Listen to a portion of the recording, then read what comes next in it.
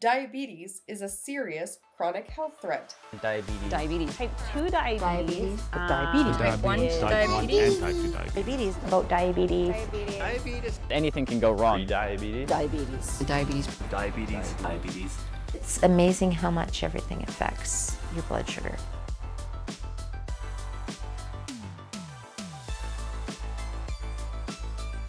I went to my eye doctor, my regular glasses eye doctor, ophthalmologist, I think,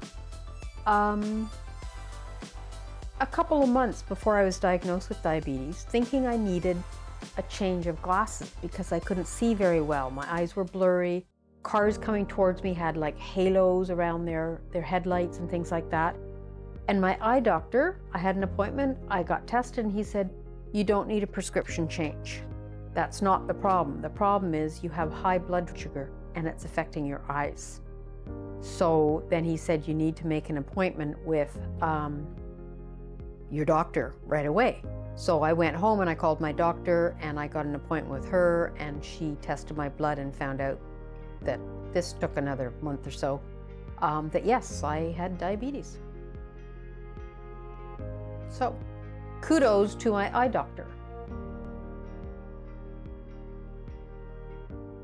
I started doing my 1 to 4 to 5 hours of research a day online, and going to the library to take out books and ordering books, and did a lot of reading to discover more about this new disease I had. I didn't talk to people. I just felt it was up to me to do the research, and I could have done more asking people where else I could go for information. What has sort of amazed me was my doctor didn't mention any of these places to me. It was up to me to kind of go find this stuff out. I'm quite sure if I'd gone to her saying, I don't know what I'm doing, I don't know what the information is, that she could have told me a few things, but I sort of discovered it on my own. And because I've done tons of research on other topics, I just took this as a topic to research and went ahead and did it. But I think you start with your doctor, you go to a hospital to see if they have a diabetic clinic or even a diabetic doctor. You talk to your pharmacist because very often they know places that you can go. And that way you're talking to professionals in the medical field that might have an idea where you can go. When I was researching online, when I was first doing research, I tried to go into medical sites so that I figured they would have better information. But some of them just, I took everything at face value, but I believed nothing because I was doing research, and that's how you do research. And then some of the sites I went on to I have a little bit of a science background, and I knew the information they had on their site was wrong from all the stuff I've been taught in the past. So I just didn't go to those sites anymore and stopped believing that site, and tried to find more medical sites or different countries. Like Canada has Diabetes Canada site and gives you better information than just Googling anything. And the other way is I also took a lot of books out of the library and got information out of them, and they were published medical journals and things like this. That way I could read them and know what good information was. So this research was hard work, and I treated it like any other school course I've taken in the past. And I did my research, I did my reading, I took notes, and I treated it like a course that I wanted to pass. And I did a lot of research and a lot of reading, and it worked out really well. And what then I did is that this information that I started getting, especially looking up which foods had how many carbs in them, I put it all in a binder. And so that even now I can flip open that binder and go to fruits or vegetables or grains and look up how many carbs something roughly has in it. Although I can also Google each individual item as if I want to. And so I could use this as a quick reference for the things that I normally ate. If I didn't eat them, I tended not to put them in here so much, so that I have lists of different foods and what their carb values are that I got online or from a book or something like that. And it's really handy. And I must admit, I wouldn't want to take this binder anywhere outside the house because it gets heavy and it's awkward. But overusing it and using it again and again, certain foods that I eat all the time, I've sort of learned how much to eat and what their carb value is and things like that, like half a cup of beans or half a cup of chickpeas. And I still use this reference now, even though I've memorized the portions and the carbs that I should be eating, because it's really useful for things that I might forget. Okay, if I'm having red lentils instead of brown lentils, what is the carb factor change? Or can I eat more of one than the other? So it's very handy. You might hear a lot of health practitioners talking about eating a rainbow or adding a lot of color and variety to your meal. So there's a couple methods that we employ that ensure that the food that we eat is a nice balanced diet. We want to split up our plate into 3 different sections. The first section is vegetables, which will be half of our plate. Try to choose an amount that can fit in both hands. Next up, we want a quarter of our plate to be full of protein that's low in saturated fat and salt. And we want to make sure that's about the same size as the palm of our hand. In the last quarter, we want to fill it with a grain option that's about the size of our fist. We can add a drink, either milk or water. Try not to go with juice or anything that's full of sugar, and we can add a fruit. If we need to add any oil or butter to our meal, we can add about the same size of our thumb, or what fits into our spoon. When I was pre-diabetic, which my doctor at the time had told me I'm probably pre-diabetic, I was also overweight. So I started eating mostly vegetables and proteins, which really helped. 1, I lost some weight. 2, I just felt more energetic. And there were days that I had like a foggy brain, and it helped with that as well, that I had seemed to have a clearer brain. I could make decisions better. I could, do all my jobs easier. And then after I was diagnosed with diabetes, I really kept to a strict diet of very few carbs except in vegetables and fruit, and enough protein that at my age I needed a certain amount of protein, so I made sure I had that.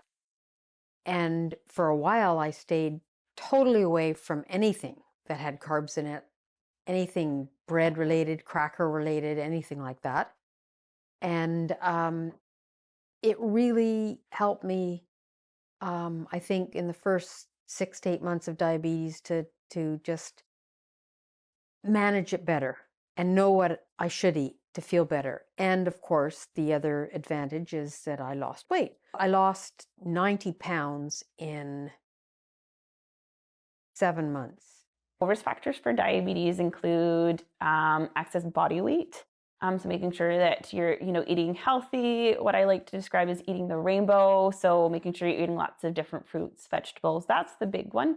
Consistency is a huge part of overall health, and doing it up as regularly as often. So when you look at food recommendations, there's a wide range of different foods we recommend. Those are also on repeat, like eat the different colors. Dietitians often say, so eat the different colors. They all represent different vitamins and minerals and nutrition. If we're talking about diabetes as well, that's what, in my opinion, is also happening within our bodies, is that things are out of balance. The hormones are out of balance. Insulin and blood sugar levels are all out of balance. So I think the key part of that for nutrition is to bring in balanced foods, and that requires a wide range of different types of foods, and also which include like proteins, the carbohydrates that come from fruits and vegetables, and just trying to maintain the balance between all the different types of macronutrients. Also ensure that you're getting enough protein as well, protein foods through, and for me it's about getting all this nutrition from food as opposed to reverting to like supplements. So for me it's about eating whole natural foods that I always ask myself, did this food grow naturally? Is a good question to ask yourself. And try to reduce the amount of processed foods. And I often think about how often, like, I'm doing this throughout the week or throughout a day. So just ensuring that I'm doing like regular meals, and then it's okay to cheat once in a while, I guess. But ensuring that we're doing that responsibly. Once people get a diagnosis of diabetes, there's often not a lot of dietary changes as well. I mean, sweets are delicious, but like the complex carbohydrates like donuts, those kinds of sweets. If you're eating a blueberry muffin, like that has tons of carbohydrates that if you're diabetic is just going to make your blood glucose control out of whack. Yeah. Everything has been in moderation. The same with, I can eat dark chocolate, but in moderation. So not a whole chocolate bar, just one square when I'm craving it. Another thing that really, really helps that diabetics shouldn't eat and is really good for your health, and that have a lot of salt in them and are processed foods. Pretty well anything you find in a box that you just add water and eat. So noodles of some sort, or cheesy macaroni, anything like that that's in a package are usually high in salt and more cholesterol filled and not as good for your body. Ask yourself the question, if this food does it grow naturally, or does it come in a box or a bag? And also, it's just an easier way, I think, for a client to digest. Like, I could look at the nutritional labels, I could look at the food labels and ingredients and see what's in there and how that's going to go through my body. And also, for me, it's just trying to focus on the whole foods and as natural as we can be. I can notice that if I eat something that has a very high glycemic index, it affects my blood sugars very quickly. Not all carbohydrates are created equally, and that's why we have the glycemic index, which helps us determine whether a food will be converted into sugar quickly, or it takes longer to metabolize and then get put into our bloodstream. When we look at the glycemic index, we want to choose foods that are actually lower on the list, and that indicates that it takes more work for our body to break down and gives our pancreas more of a break so it doesn't have to deal with so much sugar all at once. Here's an example of a list of foods categorized by their glycemic index. The foods on the right have a higher glycemic index and will make blood glucose increase higher and faster than the ones on the left. An exercise I like to do with people is to find the glycemic index of foods that they commonly eat and look at alternatives that they enjoy, which have a lower score. These foods take longer to get broken down into sugar and are more easily managed by the body.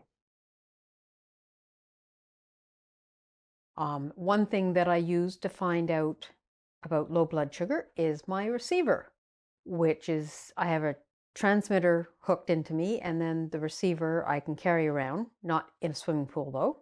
But if I'm walking or doing anything else, gardening, at the gym, I have this receiver that'll beep at me if my blood sugar's low, and then I can take glucose tablets or apple juice or honey or maple syrup, one of the other things that are really good for raising your blood sugar quickly. And when I have high blood sugar, I don't feel it right away. It's just, I feel normal, I just carry on, and if my receiver isn't in sight or isn't close to me, it will let me know when I have high blood sugar. But before I got it, the only way I could tell if I had high blood sugar is that my eyes would start getting fuzzy. And it had to be way high, like in the 20s. And then I couldn't see so well. And I would take my glasses off and clean them and put them back on. And I still couldn't see very well. And sometimes I would get headaches. And I would feel lousy because I felt like I was getting a eye strain headache. I learned some of the things like white bread or white rice or too many carbs would elevate my blood sugar very quickly, and then I would just feel lousy, but it really affected my eyes. I add more fun things to my meals and make different kind of meals. And if my blood sugar goes too high, I know that I just made an error there, not to do that again. And I write that down in my food chart. You need to keep track of exactly how much you took, when, and what you felt like, and how long it affected you, whether it affected you for hours or just, half an hour. Things like that the doctor's going to ask you what everything you're taking and how much and what is actually happening and what are the things you've been eating that may have affected you. So it was really monitoring everything you're eating, and a lot of vegetables really help. Sometimes it can be overwhelming when we're at the grocery store and trying to find foods that are healthy for us versus foods that we should stay away from. One helpful tip is to look on the front of the package labeling to see if there's this little magnifying glass, which shows if a food is high in saturated fats, sugars, or sodium. It's not a perfect solution, and I've seen a lot of unhealthy foods missing that kind of labeling. So what I like to suggest is looking on the back for the nutrition facts label. And here's 2 foods that I have that we can compare. When we compare peanut butter to hummus, what we first want to do is make sure that the amounts are the same. So we'll do a bit of math to figure that out. Next, we'll look at the number of calories, because this gets converted into fat in our bodies if we don't burn it off. Then we look at the fat content of the food, and paying special attention to the saturated and trans fats because we want to try to reduce those. Next, we look at carbohydrates, which is another fancy name for sugar. And finally, we look at sodium, because this has an implication on our blood pressure in our bodies.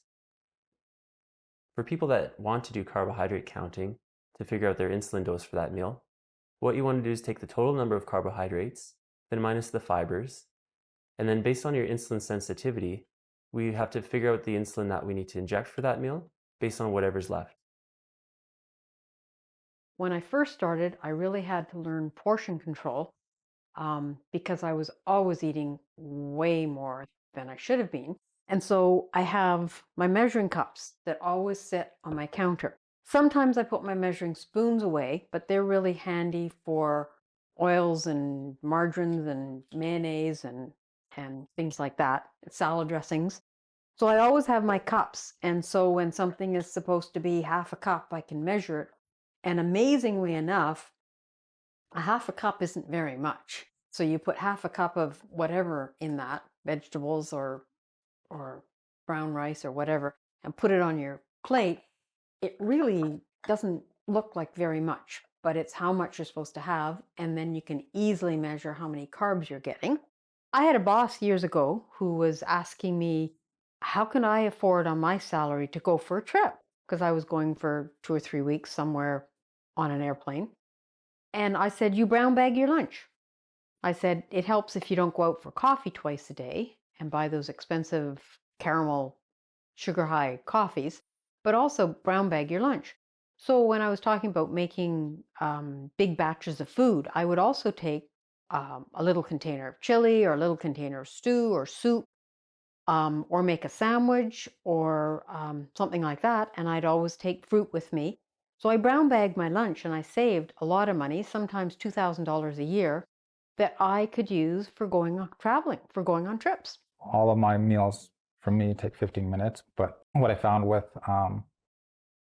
with these dishes, if I were to consider all the food that I bought and then how much of the ingredients I use to go into the bowl is like about $5 for a bowl, yogurt bowl, or is around the same price for the egg omelet that I do.